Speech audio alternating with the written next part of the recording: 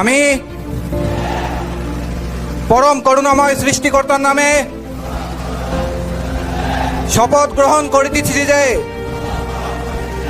আমি গণপ্রজাতন্ত্রী বাংলাদেশ ও বাংলাদেশ সংবিধান, রাষ্ট্রপতি এবং সরকারের প্রতি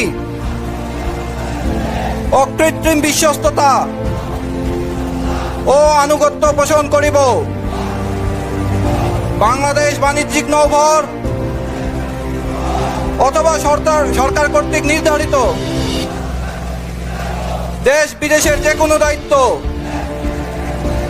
আমি সততা ও নিষ্ঠার সহিত পালন করিব। দেশ ও জাতির মান সম্মান রক্ষার্থে আমি যে কোনো ত্যাগ স্বীকার করিতে কুণ্ঠাবোধ করিব না। আমিন।